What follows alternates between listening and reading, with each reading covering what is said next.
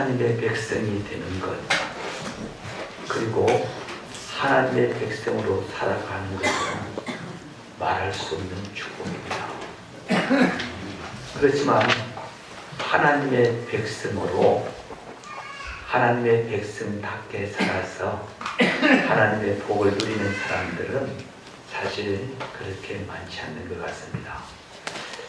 오늘 본문은 바로 이런 부분들을 말씀하고 있습니다. 자, 오늘 이 말씀은 우리가 잘 아는 말씀이죠. 하나님의 괴를 다윗성으로 운반하는 내용. 처음 운반할 때 실패한 것과 실패 이후에 다시 시도해서 이제 다윗성에 모신 사건이 오늘 본문의 내용입니다. 그래서 이 본문이 어떻게 보면 조금 딱딱할 수 있을 것 같지만은 이 하나님의 백성으로 살라는 제목으로 오히려 쉽게 우리가 이해할 수 있으면 좋을 것 같아요. 왜냐하니까 이 말씀이 구약의 한 사건이지만 신약시대에 살고 있는 오늘 우리가 적용할 수 있는 아주 중요한 본문이기 때문에 그렇습니다. 그래서 오늘 여러분들이 하나님의 백성으로 살아야 된다. 이걸 마음에 새겨두고 이 말씀을 접했으면 좋을 것 같습니다. 여러분, 하나님의 백성들이란 어떤 사람을 두고 하는 말입니까? 하나님의 백성.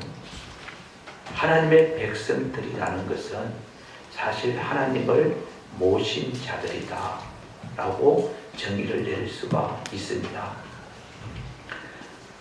자, 오늘 이 다윗이 여호와의 궤를, 여호와의 법궤를 다윗성으로 운반하는 이 내용을 기록하고 있는데 우리는 이렇게 생각해 보면 됩니다. 왜 다윗이 한 번 실패를 했는데도 불구하고 또 여호와의 궤를 다윗성으로 옮기려고 했는가?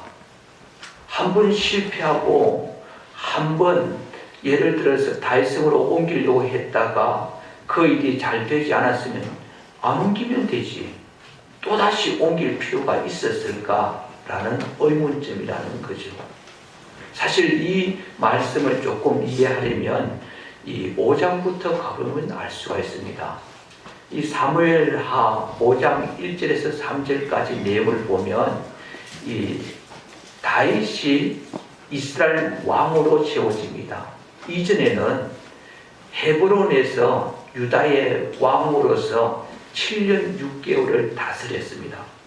그런데 이스보셋이, 그러니까 이스라엘 다스렸던 사울의 아들 이스보셋이 죽고 난 뒤에 이제 다윗이 이스라엘 전체를 다스리는 왕으로 세워졌다는 이야기입니다. 그것도 이스라엘 백성들이 찾아와서 왕으로 세웠다는 거죠. 그러니까 공식적으로 이스라엘 백성들이 추대해서 왕이 되었다는 의미입니다.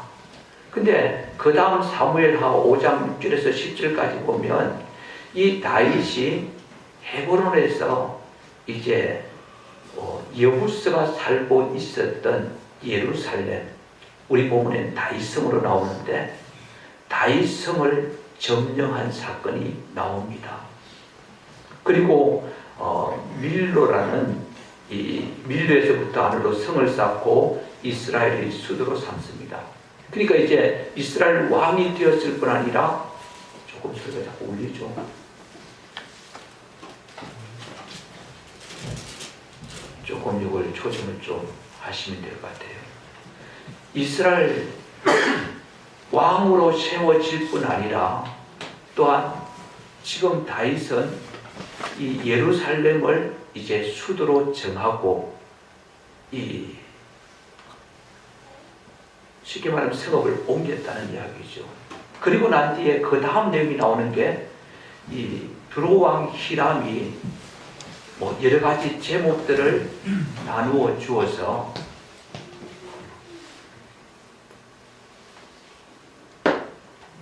이제 조금 올려보십시오. 소리를 조금 올려보십시오. 이게 안 꺼져 있어서 울림이 될 수 있었으니까 마이크가. 자, 그래서 이제 히람이 제목을 주고 돌을 주고 이렇게 해서 궁전까지 지었습니다. 자, 보십시오. 백성들의 추대가 있었고요. 그 다음에 수도를 옮겼고요. 거기에 왕궁까지 건립을 했습니다. 그 모든 것이 이제 갖추어진 거잖아요. 세상 나라로 비교하면 이제 왕이 통치만 하면 되는 이런 완벽한 조건임에도 불구하고 다윗은 아직도 자신이 정상적인 왕이 되지 못하는 것처럼 무언가 빠진 것처럼 지금 다윗 성으로 여호와의 궤를 옮긴다는 거죠. 이건 뭘 말하는가 하면 세상 나라는 인간 왕이 되어서 나라를 통치하니까 굳이 백성들의 추대가 있고 수도가 정해지고 왕궁이 건립되어지고 나라를 다스리면 되는 거죠. 근데 이 이스라엘 백성들은 세상 나라와 다른 것이 하나님이 통치하시는 나라입니다. 신정국가라고 그러죠. 하나님이 통치하시는 나라이니까 적어도 하나님께서 왕이 되어서 다윗 성으로 하나님께서 들어오셔서 왕자에 앉아서 이스라엘 백성들을 통치하는 이런 나라가 되지 않으면 진정한 신정국가가 될 수가 없다는 거죠. 자신이 왕이 아니고 진정한 통치자는 하나님이시기 때문에 그분이 다윗성으로 들어오셔야 비로소 나라가 제대로 된 나라가 된다는 이야기입니다. 그래서 다윗은 한 번 실패했음에도 불구하고 또다시 여호와의 궤를 다윗성으로 운반하려고 했던 이유라는 것입니다. 결국 하나님께서 이스라엘 백성들을 통치하기 위해서 다윗성으로 들어오셔야 되는 것. 다윗성으로 들어오실 때 비로소 이스라엘 나라는 진정한 하나님이 통치하는 나라가 됐다는 겁니다. 여러분, 하나님께서 들어오셔서 통치하시는 나라가 하나님의 나라입니다. 하나님의 백성은 하나님께서 그 사람에게 찾아오셔서 그 사람을 통치하고 다스릴 때 비로소 하나님의 백성이 되는 겁니다. 그래서 로마서 8장 9절에 그리스도의 영이 없으면 그리스도의 사람이 아니라, 그리스도의 영이 우리 안에 들어오실 때 우리는 그리스도인이 되는 겁니다. 하나님의 영, 성령님이 우리 안에 들어오실 때 하나님의 사람, 하나님의 백성이 된다는 이야기입니다. 여러분, 하나님이 우리 안에 거하시지 않으심에도 불구하고 하나님의 백성처럼 그렇게 행시할 수도 있습니다. 교회당에 와서 예배 드릴 수도 있어요. 성경 지식을 쌓을 수도 있습니다. 하나님을 믿지도 않고 그 심령에 하나님께서 거하시지 않음에도 불구하고 학습받고 세례받아서 시온교회 교인이 될 수도 있다는 이야기입니다. 여러분, 아무리 내가 교회당에 찾아와서 예배를 많이 드리고 또 내가 열심히 성경 읽어서 성경 지식이 해박하고 거기에다가 학습 세까지 받고 심지어 거기다 직분까지 받았다고 생각해 보십시오. 모든 것을 다 사람들이 볼 때는 하나님의 백성처럼 볼지 몰라도 하나님께서 보실 때 그 심령에 하나님의 영이 가시지 않는다면 그런 하나님의 백성이 아닙니다. 결국 우리는 하나님의 백성이라는 것은 우리 안에 하나님이 영이 가시고 하나님이 내 마음에 왕으로 들어오셔서 나를 다스릴 때 비로소 내가 하나님의 백성이 되어진다는 것, 이거 반드시 기억하시기를 바랍니다. 하나님께서 은혜로 찾아오시는 거예요. 이거는 여러분, 하나님께서 내 심령에 오시는 것은 전적인 은혜입니다. 이건 내가 처음부터 간절히 사모하는 마음이 있어서 내 중심에 찾아오는 것 아니에요. 간절한 마음이 드는 것도 은혜입니다. 사실은 성령께서 그 마음에 찾아오셔서 그 마음에 사모하는 마음을 주시기 때문에 하나님을 간절히 찾는 것이지, 하나님께서 은혜 주시지 아니하시면 근본적으로 우리는 하나님을 사모하지도 하나님을 구하지도 않는다는 거죠.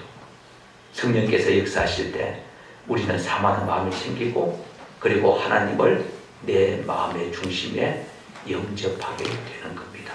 그래서 하나님의 백성이 되어지는 거죠. 여러분, 하나님의 백성과 하나님의 백성이 아닌 사람과의 차이는 그 안에 하나님이 거하시느냐 거하시지 않느냐, 이 차이라는 것 꼭 기억을 하셔야 되겠습니다. 자, 그런데 오늘 이 본문에 보면 처음 하나님께서 여호와의 궤를 이렇게 운반하는데 처음에 다윗이 새 수레에 궤를 싣고 운반을 했다라고 이야기합니다.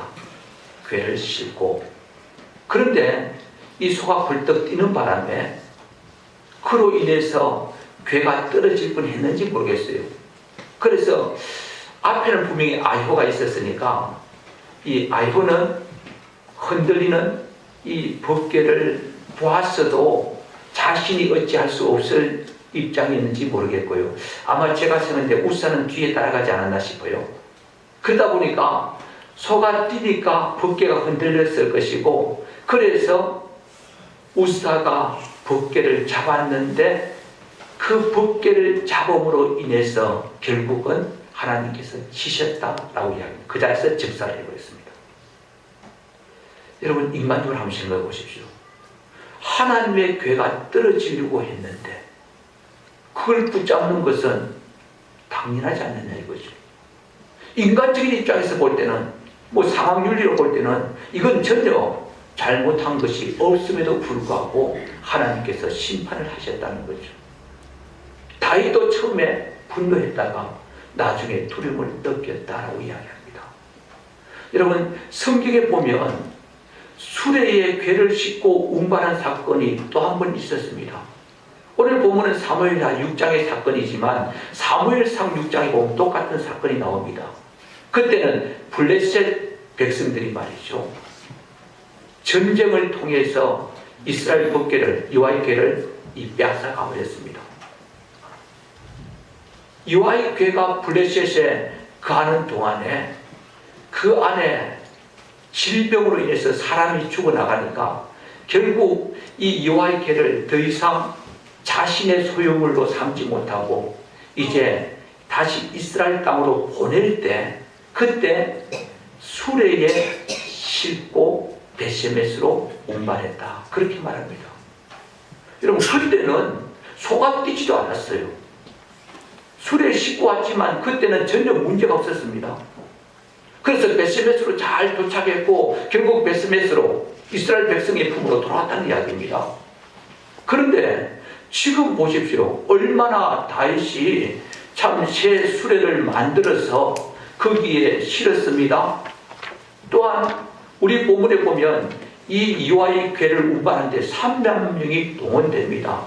각종 악기를 만들어서 얼마나 정성을 다해서 지금 이 여호와의 궤를 다윗성으로 운반하는지 모른다는 거죠. 그런데도 불구하고 여러분, 소가 띠므로 인해서 여호와의 궤가 떨어질 뻔했었고, 그래서 우사가 잡았는데 결국 우사가 죽임을 당했다는 이야기입니다. 이 사건에서 여러분 잘 기억할 것은, 이 사건에서 다윗이 얼마나 열정적으로 얼마나 정성을 다해서 여호와의 궤를 운반했는가, 여기에 초점이 있는 게 아니고 이 여호와의 궤를 운반하는 것도 하나님께서 이미 정해 놓으신 방법이 있다는 이야기입니다. 다시 말하면 여호와의 궤는 수레에 싣고 운반하는 것이 아니라 뇌의 자손들이 어깨에 메고 운반해야 되는 것이 여호와의 궤라는 이야기입니다. 바알레 유다, 기랏 야림을 두고 하는 말입니다. 바알레 유다라는 이 표현과 기랏 야림은 같은 이런 명칭으로 생각하시면 됩니다. 여러분, 기랏 야림에서 예루살렘까지 요 거리가 일반적으로 직선거리로 거의 약 15km 정도 된다고 합니다. 도로로 따지면 19km라고 이야기하더라고요. 여러분, 19km 같으면 우리가 1시간에 6km를 걷는다 하면 3시간 거리입니다. 그렇잖아요. 1km 걷기도 그렇게 쉽지는 않은 거예요. 뭐 4km 잡으면 자그마치 5시간을 걸어야 되는 겁니다. 여러분 5시간을 어깨에 메고 걷는 것하고 수레에 싣고 가는 것하고 어느 게 편하겠습니까? 어깨에 메는 것보다 수레를 싣고 가는 게 훨씬 편하다는 이야기입니다. 오히려 어떻게 보면 시간적으로 더 단축되는지 몰라요. 편안하고 신속하게 여호와의 길을 운반하는 것, 그게 합당할 것 같지만 하나님은 아무리 편하고 아무리 신속하게 이루어지는 일이라 할지라도 그것이 하나님의 법에 합당치 않으면 기뻐하지 않는다는 이야기입니다. 여러분 이 의미가 무엇인지 아십니까? 하나님의 백성들은 말이죠, 인간적인 방법으로 블레셋 방법으로 편하게 쉽게 무엇인가를 하려고 하는 것이 아니라 하나님의 방법대로 하나님의 뜻대로 살아가는 것이 하나님의 백성들의 삶의 원리라는 이야기입니다. 아멘. 이게 중요하다는 이야기입니다. 여러분 사람은 말이죠, 항상 내가 하나님의 백성이기에 하나님의 백성답게 살아야 된다는 이 사실을 망각해버리고 인간은 편의를 또한 무언가 좀 빨리 목적을 이루면 그것이 좋은 것으로 여기기 쉽다는 이야기입니다. 하지만 아니라는 거예요. 여러분 어떻게 보면 5시간을 걷는 것보다 수레에 싣고 가면 얼마나 편하겠어요 그게. 그렇잖아요. 그럼에도 불구하고 오늘 블레셋 사람들은 그냥 두고 왜 하나님의 백성들은 그렇게 하나님 심판하십니까? 라고 할 수 있어요. 블레셋 사람들은 쇠술에 싣고 가도 가만히 있더니만은 우리가 쇠술에 싣고 그렇게 열정적으로 열심을 다해서 하나님의 길을 운반했는데 왜 우리는 심판하십니까? 여러분 세상 사람과 하나님의 백성은 같지 않습니다. 빛이 강할수록 어둠이 짙듯이 말이죠, 하나님의 백성들에게는 하나님의 백성다운 삶을 요구하시는 것이 하나님의 뜻입니다. 하나님의 백성들은 구원받은 은혜로운 백성들입니다. 하나님의 백성들은 하나님의 백성답게 살아가야 될 의무를 가진 사람이고요. 그러니까 하나님의 백성들은 말씀이 이미 우리에게 주어진 대로 그 말씀대로 살아갈 때 하나님의 백성들은 비로소 하나님의 통치를 받고 하나님의 다스림을 받는다는 의미입니다. 그러니까 여러분 말씀을 읽을 때 이 말씀을 내 삶에 적용하기 위해서 말씀을 읽어보십시오. 말씀이 은혜가 되어질 겁니다. 내가 어떻게 살아야 되는가? 나름대로 찾아가면서 말씀을 이렇게 읽어가면서 아, 이렇게 하나님의 백성은 살아야 되는구나. 그걸 찾아가면서 읽고 그걸 삶에서 순종하라고 해보십시오. 그 신앙은 성장하고 그 사람은 믿음이 자라고 그 사람은 하나님의 은혜를 체험하게 됩니다. 제가 대학을 졸업한 바로 다음인 것 같습니다. 기도원을 들어갔습니다. 직장을 가서 직장생활을 어떻게 해야 될 것인지를 말씀을 가지고 읽고 있었어요. 그때 저 보면 상전들아, 종들아 이런 내용들이 이 신약에 보면 서신서에 나오지 않아요? 그러니까 종들은 상전을 위해서 참 열심히 일하고 섬겨야 된다. 그런 내용들 나올 때 아, 직장생활은 이렇게 참 그냥 월급 받는 사람이 아니고 월급을 받는 사람이지만 예수 믿는 사람은 더 성실하게 열심히 일을 하고 노력해야 되는 사람이다. 이런 것들을 이제 읽어가면서 그런 것 놓고 기도하는데 그게 심령에 그렇게 은혜가 주어지는 겁니다.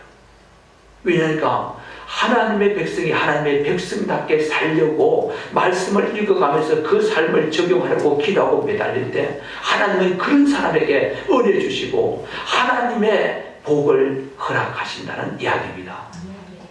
그러기에 저와 여러분이 기억할 것은 하나님을 모신 하나님의 백성들은 하나님의 백성으로서 하나님께서 요구하시는 삶을 따라서 살아가는 것, 이게 바로 하나님의 통치와 하나님의 다스림을 받는 진정한 하나님의 백성이라는 이야기입니다.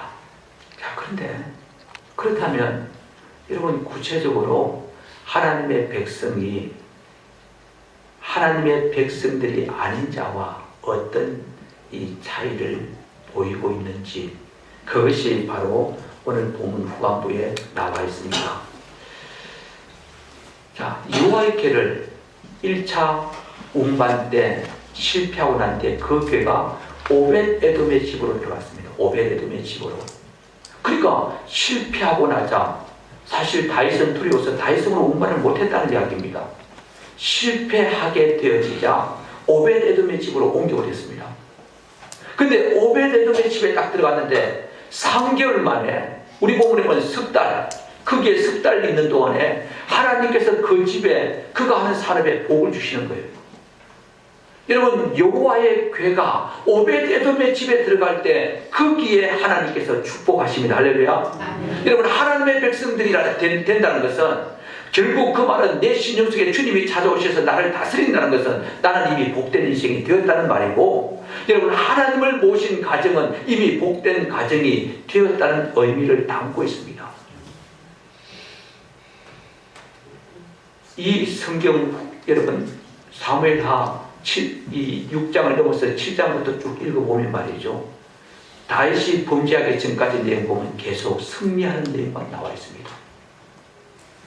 이스라엘 나라에 하나님이 통치자로 좌정하시니까 그때부터 나라가 부강해졌다는 이야기입니다. 날마다 복을 받았다는 이야기죠.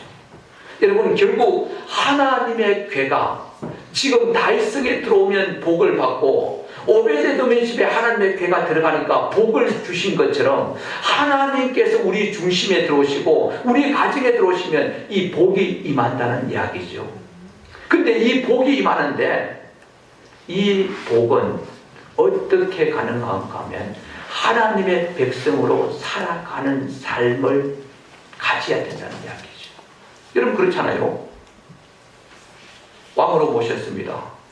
지금 다윗이 다윗성의 여호와의 궤를 이렇게 운반하는 것은 진정한 통치자, 이스라엘의 진정한 왕은 하나님이십니다. 이 표현이잖아요. 그 말은 이제 이 나라는 하나님의 다스림을 받고 하나님의 명령에 따라 사는 나라입니다. 이런 의미잖아요. 그러니까 하나님을 모셨다는 것은 그분을 왕으로 모셨다는 말이고, 이제 나는 그분의 통치를 받는 사람이다. 그분의 통치 아래 있는 사람이다. 이런 말이잖아요. 내가 하나님의 다스림을 받고 다스림 받고 살아갈 때 복을 받는다는 이야기입니다. 그냥 하나님을 모셨다고 복을 받는 게 아니고 그분의 다스림을 받는 삶이 될 때 말이죠. 그런데 오늘 다윗과 미갈이 등장합니다. 다윗이 배 에봇을 입고 그것도 여호와의 궤가 운반될 때 앞에서 기쁨으로 춤을 추며 다윗 성으로 지금 궤를 운반합니다. 여러분, 얼마나 열정적으로 춤을 추었던지 아마 그 몸이 배옷을 입었으니까 아마 그 안에 몸이 보였었는지도 모르겠습니다. 근데 미갈이 말이죠, 창문을 쳐다보다가 이 다윗이 하는 모습을 보고는 업신여겼다라고 이야기합니다. 업신여겼다. 자, 그런데 이 14절과 16절을 가만히 읽어보면 다윗이 여호와 앞에서 힘을 다하여 춤을 추는데 그때 다윗이 배 에봇을 입었더라 말하고 있고, 16절에 여호와의 궤가 다윗성으로 들어올 때 사울의 딸 미갈이 창으로 내다보다가 다윗 왕이 여호와 앞에서 뛰놀며 춤추는 것을 보고 신중에 그를 업신여기니라. 자, 여기서 여러분 여호와 앞에서라는 단어를 기억하시고요, 사울의 딸 미갈이라는 이 이름을 기억해 두시기를 바랍니다. 여러분, 여호와의 궤, 여러분 여호와의 궤가 사람도 아니고 그리고 여호와의 형체가 보이는 것도 아닙니다. 그냥 궤입니다. 여호와의 궤는 궤예요. 그 궤에다가 여호와의 법궤, 그러니까 십계명이 이 돌판이 간에 들어있어요. 그리고 뚜껑이 닫혀 있습니다. 뚜껑을 이거 속죄소라고 하는데 이 속죄소 위에 그룹들, 쉽게 말하면 천사의 모형이 위에 이렇게 같이 뚜껑에 붙어서 이렇게 두 날개가 덮고 있는 장면입니다. 어떻게 보면 이게 여호와의 궤가 거기에 하나님의 임재의 상징을 나타내고 여호와께서 그곳에 임재하시겠다고 하셨으니까 보이지 않는 하나님이 그곳에 임재해 계신다는 의미죠. 그러니까 지금 다윗이 여호와 앞에서란 말은 그분이 거기에 임재하고 계신 그 사실을 인정하고 믿고 그 앞에서 지금 뛰며 춤추고 있는데 사울의 딸 미갈이 볼 때는 그것은 여호와의 임재의 처소가 아니고 단지 하나의 괴짝일 뿐이라는 이야기입니다. 왜냐하면 사울은 여호와의 궤를 그렇게 귀하게 여기지를 않았습니다. 여러분, 다윗의 아내 미갈이라고 표현하지 않고 사울의 딸 미갈이라고 표현한 것이 무엇인가 하면 이 미갈이 여호와의 궤를 하찮게 여긴 것이 결국 그 아버지의 영향, 그 집 가문의 영향이라는 이야기입니다. 그러니까 그 괴짝 하나가 오는데 뭘 그렇게 그 많은 백성들 앞에서 왕의 최신메로도 다 잃어버린 상태로 춤추고 뛰며 난리 법석이다 이거죠. 여러분, 사울의 딸 미갈이 볼 때는 다윗은 이 나라의 왕입니다. 통치자입니다. 백성들 앞에서 그래도 권위가 있고 위험이 있어야 될 그런 존재인데 그런 존재가 그 앞에서 벌쩍벌쩍 뛰고 이게 말이 되느냐 이거죠. 그런데 다윗은 그게 아니었습니다. 이 백성들이 어떻게 보든지 상관없고 하나님께서 지금 나를 보고 계시고 나를 왕으로 세우셨고 나를 이 나라의 통치자로 세우신 그분의 은혜에 감사하고 그분이 기뻐서 지금 춤추고 있는 거라는 이야기죠. 똑같은 여호와의 궤를 보고서도 하나는 괴짝으로 보이고 하나는 하나님의 임재로 보인다는 이야기입니다. 시각 차이라는 이야기입니다. 여러분, 다윗은 하나님의 임재 앞에서 지금 기뻐 춤추며 뛰고 있고 사울의 딸 미갈은 이스라엘 백성들이 어떻게 보는가에 전전긍긍하고 있다는 이야기입니다. 여러분, 하나님을 모신 자는 말이죠. 하나님의 통치를 받는 하나님의 백성들은 사람의 눈치보다 하나님의 눈치에 대해서 더 민감하고 하나님이 나를 어떻게 판단하시고 하나님께서 나를 보시고 어떻게 평가하시는가에 더 관심을 기울일 수밖에 없는 것, 이게 하나님의 백성입니다. 이렇게 살아가는 하나님의 백성들을 하나님께서 축복하실 수밖에 없다는 이야기입니다. 미갈이 다윗이 들어왔을 때 업신여겼습니다. 아이고, 당신이 그래도 왕입니까? 좀 채통을 지키십시오. 백성들이 그리 보는데 거기서 펄쩍펄쩍 뛰고 그게 무슨 짓입니까? 아마 그랬을 거예요. 그러니까 하는 말이 하나님께서 나를 왕으로 세우셨다. 당신 집안에 있는 왕권 4개로 이렇게 옮겨주셨는데 얼마나 감사하냐 이거죠. 그러면서 아무리 내가 참 비천하게 보일지라도 네가 말하는 여종 앞에서는 존경을 얻을 것이다. 그런데 하나님께서 그 뒤에 미갈에게 자녀를 낳지 못하게 만들어 버렸습니다. 여러분, 하나님께서 저주하셨다는 이야기입니다. 그리고 다윗은 승승장구하는 왕이 되었습니다. 여러분 보십시오. 여호와 앞에서 사는가 사람 앞에서 사는가, 하나님의 백성들은 그 차이가 있습니다. 여호와 앞에서 사는가 사람 앞에서 사는가.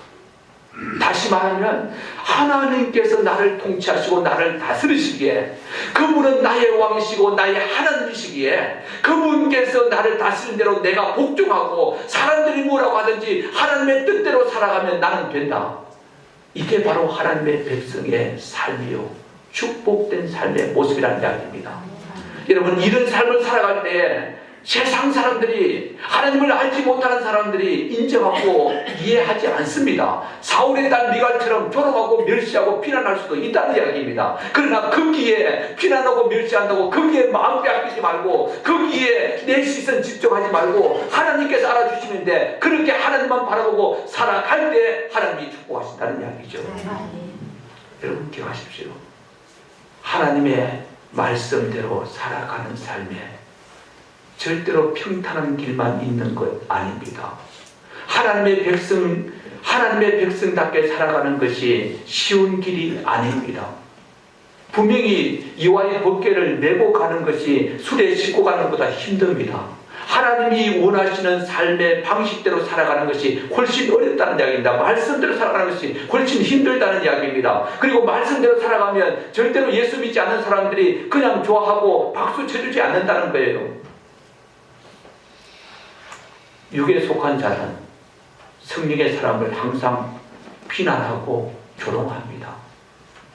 그럴 때 하나님의 백성들은 늘 기억하십시오. 내가 하나님이 기뻐하시는 삶을 살아가고 그분의 다스림 가운데 살아갈 때 하나님은 내게 축복하신다는 이 기대와 소망을 가지고 비난과 멸시를 당할 때 그것을 무시하고 살아가야 된다는 이야기입니다. 아멘. 아멘. 비난받아도 좋잖아요. 하나님이 인정하시고 하나님께서 복을 주시면 그것으로 만족하는 거예요. 그게 하나님의 백성들의 삶이라는 이야기입니다. 그래서 히브리서 12장 1절 2절에 보면 이러므로 우리에게 구름같이 둘러싼 허다한 증인들이 있으니 모든 무거운 것과 얽매이기 쉬운 죄를 벗어버리고 인내로서 우리 앞에 당한 경주를 하며 믿음의 주여 또 온전케 하시는 이인 예수를 바라보자. 그는 그 앞에 있는 기쁨을 위하여 십자가를 참으사 부끄러움을 개의치 아니하시더니 하나님 보좌 우편에 앉으셨느니라. 우리 예수님도 여러분 자신이 겪어야 될 아픔들, 십자가 그 아픔을 참으시고 부끄러움을 개의치 아니하신 그 이유가 그 앞에 있는 기쁨을 위해서다. 이렇게 나와 있습니다. 그 주님을 바라보라는 것이죠. 지금 내가 당장 멸시를 받고 비난을 받고 때로는 당장 조롱을 받고 때로는 가장 가까이 있는 그것도 자기 아내잖아요. 자기 아내가 비난하는 것 이거 좋은 사람 어디 있습니까? 그래도 그거 개의치 말고 참으라는 이야기입니다. 뭘 바라보고 그 앞에 있는 기쁨을 위하여 하나님께서 주신 축복을 위해서 참고 인내하는 이야기입니다. 그렇게 참고 인내할 때 하나님의 복을 받아 누릴 수가 있다는 이야기입니다. 오늘 많은 하나님의 백성들이 예수님을 구주로 영접하고 왜 복을 받는 것이 제대로 되지 않느냐 하는 거죠. 이것은 하나님의 다스림을 내가 무시하고 편하게 살려고 하고 사람 눈치 보고 사람들의 생각에 전전긍긍하고 하나님이 원하시는 그 길이 내게는 힘들다고 생각하고 조금 가다가 포기하기 때문에 그렇다는 이야기입니다. 그렇게 하나님의 백성이 하나님의 백성대로 살 때 하나님의 축복을 누리지만 하나님의 백성이 하나님의 백성으로서 마땅히 다스림을 받아야 될 하나님의 다스림을 받지 않고 살아가면 축복을 기대하기가 어렵다는 이야기입니다. 미갈이 다윗의 집안에 시집왔다는 것은 하나님의 언약의 백성으로 들어왔다는 이야기잖아요. 어떻게 보면. 그런데도 복을 못 받는 이유가 뭡니까? 그는 하나님이 자기의 삶에 중요한 사람이 아닙니다. 하나님을 의식하지 않는다는 이야기죠. 왕으로서 사람들만 의식하고 비난했기 때문에 그렇습니다. 오늘 우리 시온교회 성도들은 이미 예수 믿고 하나님의 백성 되어진 줄 믿습니다. 여러분의 중심 속에 주님께서 왕으로 이미 들어오신 줄 믿습니다. 이제 그분께서 기뻐하시는 대로 좀 어깨에 매는 그 이와의 개가 힘들고 어려울지라도 쉽게 믿으려고 하지 말고 말씀의 길을 쉽게 참 세상살이를 하지 말고 말씀의 원칙대로 이렇게 살아가려고 애쓰는 자가 되시고 그로 인해서 어려움을 당하고 힘든 일을 겪을 때 그때에 참 그 삶을 포기하지 말고 잘 인내하고 참아서 하나님의 복을 받을 수 있기를 바랍니다. 하나님은 하나님의 백성대로 살아가는 자를 절대로 멸시치 않습니다. 조롱받는 것으로 끝내지 않는다는 거죠. 반드시 존귀하게 만드시고 그런 자를 반드시 축복하셔서 그 이름을 높이신다는 것 기억하시고 우리 모두가 참 이미 하나님의 백성 되었으니 하나님 백성답게 살아서 하나님의 복을 누리는 우리 시온교회 성도들 되시기를 주의 이름으로 축원합니다. 이제 우리 같이 기도할 때